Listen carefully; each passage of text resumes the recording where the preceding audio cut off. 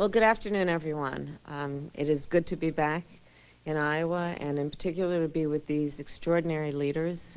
You are local leaders, you are statewide leaders, you are national leaders on so many issues, and in particular on the issue that we are convened to discuss, which is the right that every person in our nation should have to be able to make decisions about their own body and their life.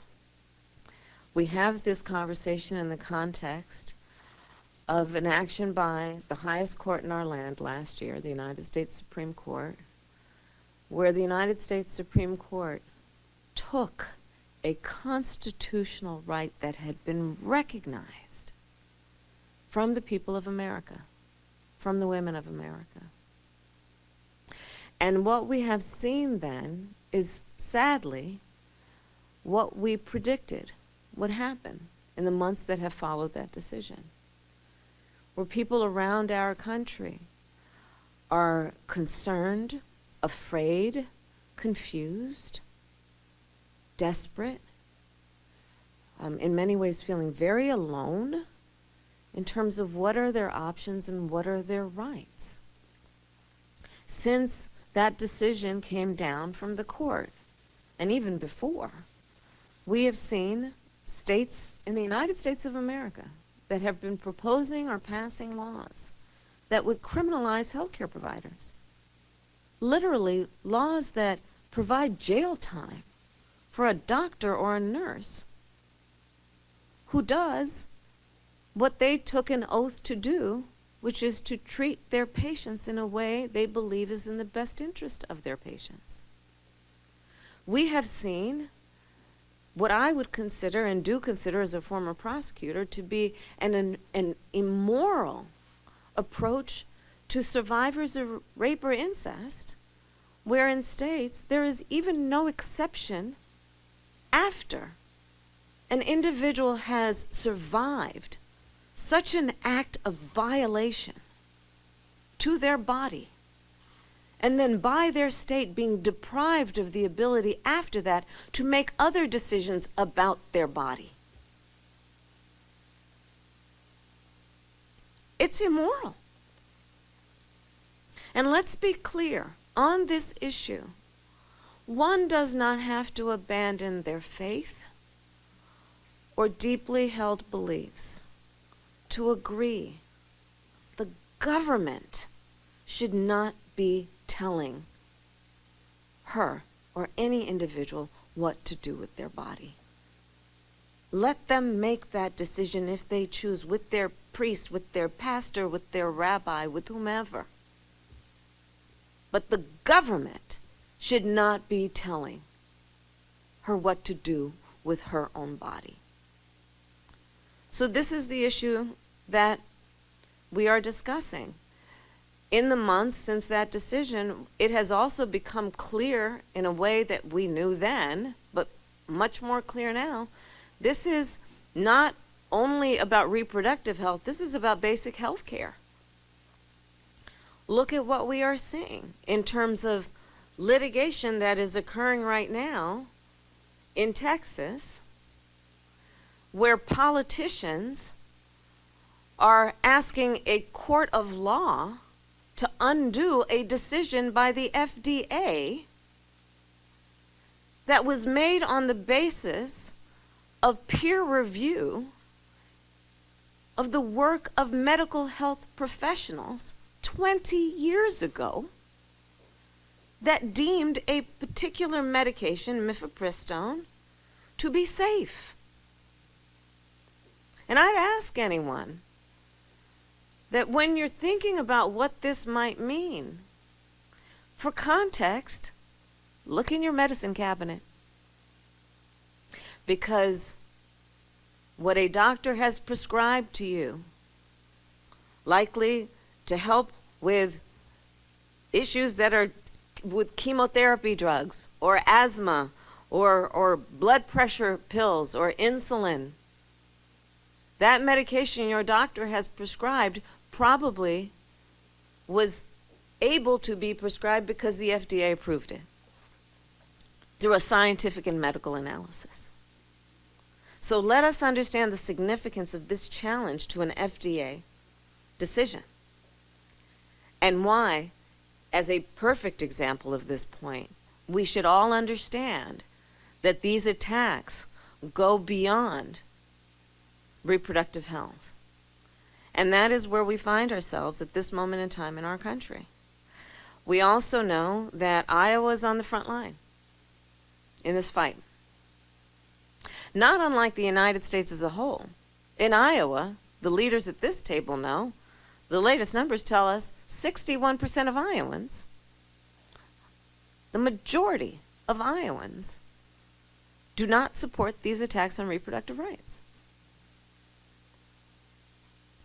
What we know in Iowa is that there is an attorney general who has joined attorneys general around the country who are asking the court to overturn an FDA-approved medication, mifepristone.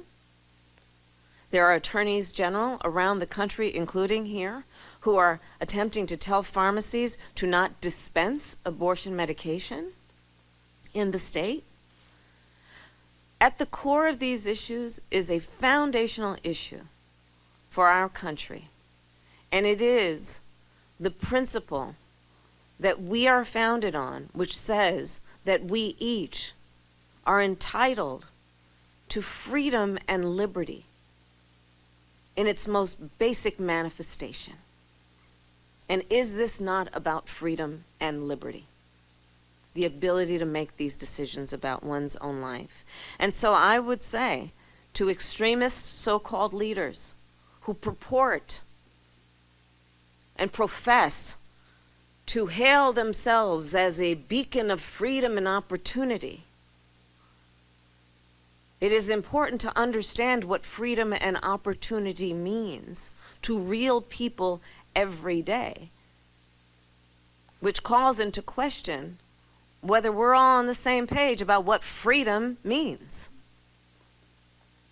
But I do believe for the majority of Americans, it means the ability and the freedom to make decisions about their body, the future of their family, and their life.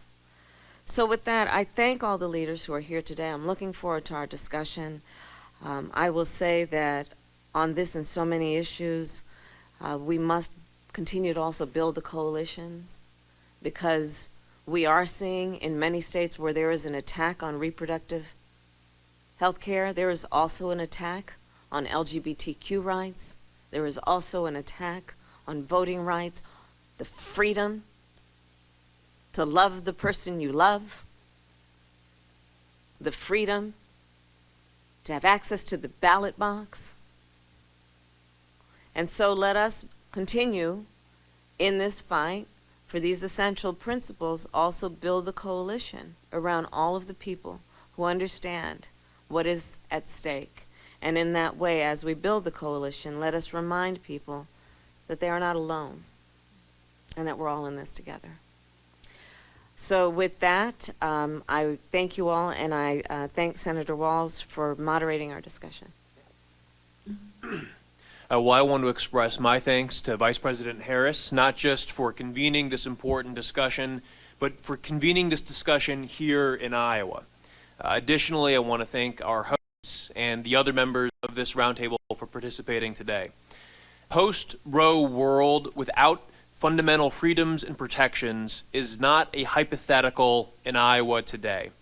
Rather, it is a clear and present danger threatening the future of our state and everyone who calls Iowa home. While abortion remains safe, legal, and accessible in Iowa today, we can see Republican politicians and their activist judges moving swiftly to reverse course and deny this essential freedom and autonomy to pregnant Iowa women and their families. Already this year, Governor Reynolds has demonstrated that she is more concerned about appeasing an extremist base than supporting Iowans' decision-making, which is why she proposed to pour $2 million of taxpayer money into deceptive anti-abortion centers. That is wrong, and strong majorities of Iowans have made clear that they oppose this. These looming restrictions threaten the health and safety of Iowans and they would limit our choices and narrow our opportunity. Iowa Republican politicians are making our state a less welcoming place, pushing young people to leave Iowa and making it harder for us to attract new residents. But we don't have to go down this path. I look forward to the discussion today and hearing how we can work together to defend the freedom and autonomy of every Iowan. As the Vice President mentioned, I'll have the opportunity to moderate our discussion today, but for now we will turn it over to House Minority Whip, my friend Representative Lindsey James, for some remarks.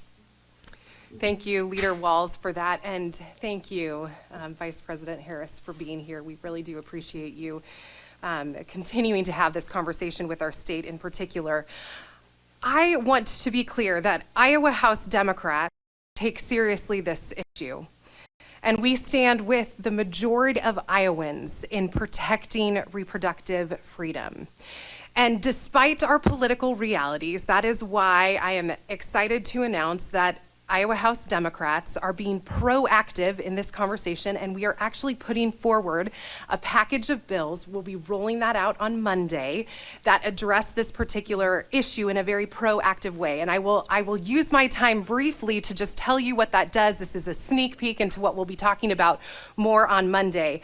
What our bills will do is we'll make birth control pills accessible through a pharmacist without a prescription, guarantee reproductive freedom by adding it to Iowa's Constitution, extend Medicaid postpartum coverage to 12 months, and restore family planning programs under Medicaid that the governor and the GOP have cut several years ago and has resulted in a rise in abortion and STI rates here in Iowa. Because of a lack of access to reproductive health care. And so again, Iowa House Democrats are standing proactively with the majority of Iowans on this issue in our fight for reproductive freedom. Thank you. Thank you so much, Representative James. And next, we'll hear from Dr. Karin Olesen from Broadlands Medical Center. Good afternoon. Thank you for the invite. At Broadlands Medical Center, we promote reproductive choice every day by discussing a full range of options with our patients. While we are not able to provide termination of pregnancy care, we are able to provide medically accurate information for this option. As OBGYNs, midwives, family practitioners, and others at Broadlands, we advocate for our patients' reproductive rights at the local, state, and professional organizations across the country. I want to in recent months following the overruling of Roe v. Wade and the potential ban of abortion in our state. We have seen an increase in requests for contraception, including long-acting contraception and other forms. Persons who can become pregnant are concerned with a ban on abortion will be a slippery slope to a ban on contraception, amongst other restrictions on currently held liberties like gender-affirming care and same-sex marriage. We hear these concerns from our patients every day. Further restricting reproductive health care will harm the people of our state. Our medical societies and governing colleges support reproductive rights and the ability to access those options. Thank you to Vice President Harris for being here and for your support. And that brings our open press portion of the discussion to a close. Madam Vice President, what is the administration's plan of action if the Texas court does overrule FDA on abortion? Well, let's just first recognize where we are, which is, again, that a group of elected politicians are attempting to use the court of law to implement a political agenda that would undo veracity and significance of a medical decision by the FDA about a medication, a decision that was made 20 years ago. Understand also, the FDA has been approving medication for over 85 years, not only for this medication, but for insulin, for asthma medication, for medication for high blood pressure, for chemotherapy medication. Understand what this means. There is so much about this issue that really does attack very fundamental issues and principles. And on the fundamental issue at play with that court case is our public health system as a whole. If politicians can start using the court to undo doctors' decisions, imagine where that could lead. So we take this very seriously, and we are prepared to do whatever we may and can if the court rules in a way that is contrary to what we believe is in the best interests of the public health of America.